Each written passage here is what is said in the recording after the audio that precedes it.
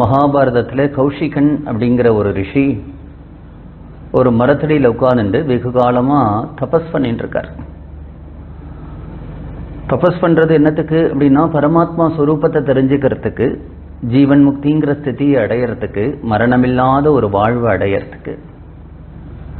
ஆனால் அவர் அப்படி தபஸ் பண்ணிட்டு இருக்கும் பொழுது கார்த்தால ஒரு நாள் பக்கத்தில் இருக்கக்கூடிய நதியில் போய் ஸ்நானம் பண்ணுறதுக்காக போனார். நதியில் ஸ்நானம் பண்ணிட்டு திரும்பி வந்து அந்த மரத்தடியில் தபஸ் பண்ணுறதுக்கு உட்கார்ந்தார்.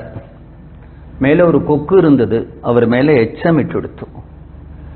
அதானே கார்த்தால போய் ஸ்நானம் பண்ணிட்டு நம்ம வந்தோம், இந்த கொக்கு இப்படி எச்சமிட்டு எடுத்தே, திரும்பி போய் நம்ம ஸ்நானம் பண்ணணுமே, தொடச்சுட்டு புது வஸ்திரம்லாம் கட்டிட்டு வரணுமே அப்படின்னு சட்டுன்னு ஒரு எரிச்சல் வந்தது. அந்த எரிச்சலோட அந்த கொக்கை பார்த்தார், பட்டுன்னு பொசுங்கிடுத்து.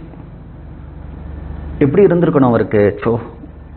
நம்ம போய் ஒரு ஹிம்சையை பண்ணிட்டோமே, இதுக்காகவா நம்ம தபஸ் பண்ணினோம் அப்படின்னு தோணிருக்கணும் இல்லையா? அவருக்கு என்ன தோணிடுத்துன்னா, ஆஹா நம்ம தபஸ் பழிச்செடுத்து அப்படின்னு தோணிடுத்து. அப்படிதான் வாழ்க்கையில உயர்ந்த லட்சியத்தை அடையறதுக்காக கிளம்பிட்டு பாதியில ஏதாவது ஒன்று கிடைச்சாலே திருப்தியா திரும்பி வந்துடுவா. யாருக்கு அந்த கோல் அப்படிங்கிறதுல ஒரு சர்டனிட்டி இருக்கோ அவன் தான் இதெல்லாம் துச்சமா நினைச்சிட்டு அவ்வளவு தூரம் டிராவல் பண்ணுவான். நிறைய பேர் பகவானை பார்க்கணும்னு சன்னியாசம் வாங்கிப்பா, துறவரம் வாங்கிப்பா, கொஞ்சம் பணம் வந்ததுன்னா, கொஞ்சம் புகழ் வந்ததுன்னா, இல்லைன்னா நம்ம சொல்றதுனால நடக்க ஆரம்பிச்சுட்டுதாலே என்ன பண்ணுவான்னா அவளுக்கு பகவானை பார்க்கணுங்கிற எண்ணங்கள்லாம் போயிடும். அப்புறம் கொஞ்ச நாள் கழிச்சு அவரை பார்த்து, நீங்களே மகாத்மான் வா, நீங்களே பகவான் வா, நீங்களே அவதார புருஷர் அப்படின்னு வா. முதல்ல இப்படி இப்படின்னு தலையாட்டுவார், அப்புறம் இப்படி இப்படின்னு தலையாட்டிடுவார். அவர் எல்லாரும் கலப்பி விட்டுடுவா அவரை. அதனால தன்னை சுற்றி இருக்கிறவா அப்படி பேசுறதுக்கு கொஞ்சம் கூட இடம் கொடுக்க கூடாது. அப்படி இடம் கொடுத்துட்டா கொஞ்சம் கொஞ்சமா நமக்கே இதெல்லாம் உண்மைன்னு தோணிடும், தலையில ஏறி போயிடும். அப்ப கொக்கு பொசுங்கினா என்ன, பொசுங்காட்டா என்ன, நம்ம வந்து ஒரு துறவி எந்த ஒரு ஜீவராசிக்கும் இம்சை நினைக்க கூடாது. இப்படி நடந்துடுத்தேன்னு வருத்தப்பட்டு திரும்பி அவரை தபஸை தொடர்ந்து பண்ணியிருக்கணும். அவர் என்ன பண்ணினார்னா, கார்த்தால பக்கத்தில் இருக்கிற ஒரு கிராமத்தில் போய் பிக்ஷைக்கு போனார். அந்த வீட்டம்மா மகா பதிவிரத்தை, ஒரு வாசல்ல பிக்ஷைக்கு வந்திருக்கிறது தெரியும் அவருக்கு. ஆனாலும் தன்னுடைய கணவனுக்கு எப்படி நித்தியம் அவ சேவை பண்ணுவாளோ அத மாதிரி சேவையெல்லாம் பண்ணிட்டும் அதுக்கப்புறமா இவருக்கு பிக்ஷை எடுத்துட்டு வரா. பிக்ஷை எடுத்துட்டு வந்த உடனே இவர் பார்க்கிறார், இந்த அம்மாவுக்கு நம்ம வாசல்ல வந்து நின்னது தெரியும், நம்மள எப்படி ஒரு 10-20 நிமிஷம் நிக்க வச்சுட்டு அந்த வீட்டில் இருக்கிற வேலையெல்லாம் பார்த்துட்டு வராளே அப்படிங்கிறதுனால இப்படி முறைச்சார்.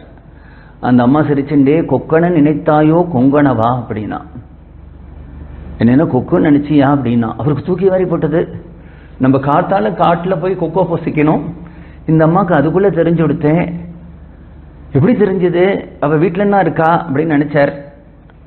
நினைச்சிட்டு சொன்னார், அம்மா நான் காட்டால கொக்கோ பொசிக்கினேன், அதுக்குள்ள உங்களுக்கு எப்படி தெரிஞ்சதுன்னார். நீ இன்னும் அரைகுறையா இருக்க, பூர்ணமான ஞானம் இல்லை உனக்கு. உனக்கு ஒருத்தர் ஞான உபதேசம் பண்ணணும். நீ என்ன பண்ணும், மிதிலாங்கிற ஒரு நகரம் இருக்கு பத்தியா, அங்க தர்மவியாத்தர்னு ஒருத்தர் இருக்கார், அவர்கிட்ட போய் ஞானத்தை உபதேசம் வாங்கிக்கோ அப்படின்னா. இவர் இங்கேருந்து தர்மவியாத்தரை தேடிட்டு போறார். இவர் தர்மவியாத்தர்னா ஏதாவது ஆசிரமம் வச்சுட்டு இருப்பார், தாடி வச்சுட்டு இருப்பார், சன்னியாசியா இருப்பார், ஏதாவது மரத்தடியில யோகா அப்படி கிளாஸ் யோகா நடத்திட்டு யோகத்துல இருப்பார். அப்படின்னு போனா அந்த தர்மவியாதர் கசாப்பு கடை வச்சுட்டு இருக்கார். ஒரே மாம்ச மலையா இருக்கு. அவர் இந்த தர்மவியாதர்கிட்ட போய், இவர் தான் தர்மவியாதரா இல்ல வேற யாராவது 3-4 தர்மவியாதர் இந்த ஊர்ல இருக்காரா அப்படின்னு அந்த தர்மவியாதர்கிட்ட போனா அவர் சொல்றார், அந்த அம்மா அனுப்பினாலா, நீ அந்த கொக்க பொசுக்கினியே அதை தெரிஞ்சுண்டு அப்படிங்கிறார். இவருக்கு தூக்கி வாரி போட்டது. அப்ப மகாபாரதத்துல ஒரு தர்மவியாதர் ஒரு கௌஷிகருங்கிற பிராமணனுக்கு தத்துவ உபதேசம் பண்றார். அந்த தர்மவியாதரோ கசாப்பு கடை வச்சிருக்கார் அப்படின்னு ஏன் காண்பிக்கிறார்னா, கர்த்திருவம் இல்லாம நீ எந்த காரியம் பண்ணினாலும் ஒன்னு அது பாதிக்கவே பாதிக்காது. நான் பண்றேன் அப்படிங்கிற எண்ணம் இருக்கக்கூடாது. அப்ப மகாத்மா காந்தி ஆசிரமத்திலேருந்து சில பேர் அனுப்பி மகாத்மா காந்தி பகவான் ரமணர்கிட்ட கேட்டு அனுப்புறார், என்னுடைய ஆசிரமத்துல சில மிருகங்கள்லாம் கஷ்டப்படுறது, அதெல்லாம் மெர்சி கில்லிங் பண்ணலாமா அப்படின்னு ரமணர்கிட்ட கேட்டு அனுப்புறார். ரமணர் சொல்றார், கர்த்திருவம் இல்லாம நீ எந்த காரியம் பண்ணினாலும் அது ஒன்று பாதிக்காது. அதுதான் பகவான் கீதையிலையும் அர்ஜுனனுக்கு உபதேசம் பண்றான். அர்ஜுனா, அவர்களை ஏற்கனவே எல்லாரையும் நான் கொலை பண்ணிட்டேன், நீ ஒரு கருவிதான், நீ பண்றேன்னு நீ நினைச்சுக்கிறேன், உன்னோட அதுக்கு எந்த ராகத்வேஷமும் ஒரு பக்ஷபாதம் இல்லாம பண்ண. ஒரு ஜெயில ஒருத்தர் தூக்கு தண்டனையை நிறைவேற்றவர் இருக்கார். கடைசியா அவர் தான் தூக்கு தண்டனையை நிறைவேற்றணும். அவர் தன்னுடைய லைஃப்ல 100, 1000 தூக்கு தண்டனையை நிறைவேற்றினா கூட அவருக்கு பாவம் வராது. ஏன்னா அது கடமை. அந்த தூக்கு தண்டனை நிறைவேற்றவன் மேல அவருக்கு பிரியமும் இல்லை, அப்பிரியமும் இல்லை. இது ஒரு டியூட்டின்னு பண்றார். அப்ப அவருக்கு கர்த்தத்துவம் இல்லை இல்லையா? நான் பண்றேங்கிற அபிமானம் இல்லாம இது பண்ணினாலும், அதனாலதான் அந்த தர்மவியாதன்கிற ஒரு கசாப்பு கடை நடத்துறவட்ட போய் இவர் தத்துவ ஞானத்தை உபதேசம் வாங்குறார். அந்த தர்மவியாதன் பண்ணக்கூடிய அந்த உபதேசங்கள்லாம் ரொம்ப பெருசு. அதுல ஒரு விஷயம் ரொம்ப அழகா இருக்கு. அதை எடுத்து இங்க சொல்லணும் அப்படிங்கிறதுக்கு தான் அதை பத்தி பேச ஆரம்பிச்சேன். அந்த தர்மவியாதன் அவர்கிட்ட சொல்றார், ஒரு மனிதனுடைய வாழ்க்கையில எதெல்லாம் நடக்கிறதோ எல்லாம் பிராரப்தத்தைப்படி நடக்கிறதுப்பா அப்படின்னு அவனுக்கு உபதேசம் பண்றார். நம்ம இந்த அப்பா அம்மாவுக்கு பிறக்கணும், இந்த ஊர்ல பிறக்கணும், ஆணா பிறக்கணும், பெண்ணா பிறக்கணும், நம்ம அம்மா இவ்வளவு நாள் உயிரா இருப்பா, அப்பா இவ்வளவு நாள் உயிரோட இருப்பா, நமக்கு இவ்வளவு குழந்தைகள், இவரோட கல்யாணம், நமக்கு மானம் அவமானம், நம்முடைய மரணம் உள்பட எல்லாமே தீர்மானிச்சிருக்கு அப்படின்னு சொல்றார். இப்படி சொல்லும் பொழுது அந்த கௌஷிகன் ஒரு கேள்வி கேட்கிறார். இந்த ஜென்மத்தில் ஒருத்தன் நிறைய ஜபம் பண்றானே, தியானம் பண்றானே, நிறைய கோவிலுக்கெல்லாம் திருப்பணி பண்றதுக்கு பணம் கொடுக்கறான், குளம் வெட்டுறான், ஏழைகள்லாம் படிக்கிறதுக்கு பணம் தரான், அன்னதானம் பண்றான், அவளுக்கு வியாதி வந்தா உதவி பண்றான், இதுக்கெல்லாம் ஒரு பலனும் இல்லையா? இதோட பலன்லாம் அடுத்த பிறவியில தான் வருமா? வரக்கூடிய பிறவியில தான் வருமா? ஆமா. எப்ப நீ போன ஜென்மத்துல பண்ணின, அதுக்கு முந்தின ஜென்மத்துல பண்ணின பாப்ப புண்ணியத்தோட பலனெல்லாம் இப்ப அனுபவிச்சுட்டு இருக்க அப்படின்னா, இந்த ஜென்மத்துல பண்றதுக்கான பாப்ப புண்ணியத்தோட பலனும் வரக்கூடிய ஜென்மாக்கள்ல தான் வரும் அப்படின்னா, இப்ப பண்றதுக்கு ஒரு புண்ணியமுமே இல்லையா? இருக்குங்கிறார் அவர். அப்ப கௌஷிகன் கேட்கிறான், நாம பண்ணக்கூடிய நல்ல காரியங்கள் இந்த ஜென்மத்துல என்ன பலனை கொடுக்கும் அப்படிங்கிறான். நம்ம கர்மாவை மாத்துமா அப்படின்னு கேட்கிறான். கர்மாவை மாத்தாது அப்படிங்கிறார். கர்மாவை மாத்தாதுன்னா என்ன பண்ணும் அப்படிங்கிறான். அதை தாங்கிக்கிறதுக்கான ஒரு சக்தியை தரும், விஸ்டாண்ட் பண்றதுக்கான ஒரு சக்தியை தரும் அப்படிங்கிறார். நம்ம பண்ணக்கூடிய அத்தகைய புண்ணியங்கள் எல்லாம் பகவானுக்கும் மகான்களுக்கும் இருந்ததுன்னா, அந்த துக்கம் சம்பவிக்கும் பொழுது அந்த துக்கத்திலிருந்து உன்னை பகவானை தேடி ஓட வைக்கும் அப்படிங்கிறார். சாமானிய ஜனங்களுக்கு அது என்ன கொடுக்கும்னா ஒரு விஸ்டாண்டிங்கை கொடுக்கும்.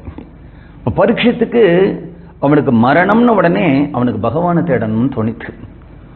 துருவனுக்கு ஒரு அவமானம்னு உடனே அவனுக்கு பகவானை தேடணும்னு ஓடித்து. கஜேந்திரனுக்கு ஒரு பிராண சங்கடம்னு உடனே அவனுக்கு பகவானை தேடணும்னு ஓடித்து.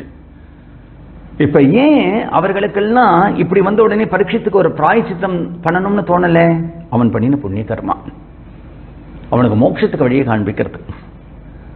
சின்னமா தான் உன்னை ஏறக்கூடாதுன்னு தட்டி விட்டான்னு உடனே அவ அம்மா ஏன் நீ போய் மதுவனத்துக்கு போ, தபஸ் பண்ணு அப்படிங்கிற அந்த குழந்தையும் கிளம்புறதே. ஏன்னா புண்ணியத்தினுடைய பலன். பிராண சங்கடத்தினால அந்த யானை அப்படி பிடிச்சிட்டு இருக்கே, பிராக்ஜன்ம அனுசிக்ஷிதான்கிறார். போன ஜென்மத்துல அந்த யானைக்கு சொன்னதெல்லாம் ஞாபகம் வந்தது அப்படிங்கிறார். அப்படி ஞாபகம் அந்த யானை என்ன பண்ணிட்டு அப்படின்னார், சிந்தனை பண்ணி என்ன பண்றது அப்படின்னா பகவானை கூப்பிடுறது. மிருத்யுவே யாரை பார்த்து பயப்படுறானோ அந்த மிருத்யு பார்த்து பயப்படக்கூடியவனை இது கூப்பிடுறது. அப்படி கூப்பிட்டு அந்த யானை பிராண சங்கடத்திலிருந்து ஒரு நிவர்த்தியை கேட்டது. பகவான் அதுக்கு மோட்சமே கொடுத்தான். அந்த தர்மவியாசன் பண்ணக்கூடிய ஒரு உபதேசத்துல முக்கியமான ஒரு உபதேசம் என்ன அப்படின்னா, நாம இந்த ஜென்மத்துல பண்ணக்கூடிய நல்லதுக்கெல்லாம் கூட ஒரு பலன் உண்டு. போன ஜென்மத்துல நம்ம பண்ணின சுகம் நிறைய வருது இல்லையா, அந்த சுகத்தினால நமக்கு தலைக்கிற்கு பிடிக்காமையும் பார்த்துக்கும், துக்கம் வரும்போது நம்ம ரொம்ப சோர்ந்து போகாமையும் அதை வித்ஸ்டாண்ட் பண்ற கெப்பாசிட்டியும் கொடுக்கும். அது மாதிரி அந்த துக்கத்திலிருந்து நம்ம பகவானை இன்னும் நெருக்கமா பிடிச்சுக்கணுங்கிற ஒரு எண்ணத்தையும் அது கொடுக்குங்கிற அழகான ஒரு உபதேசத்தை தர்மவியாசர் பண்றார்.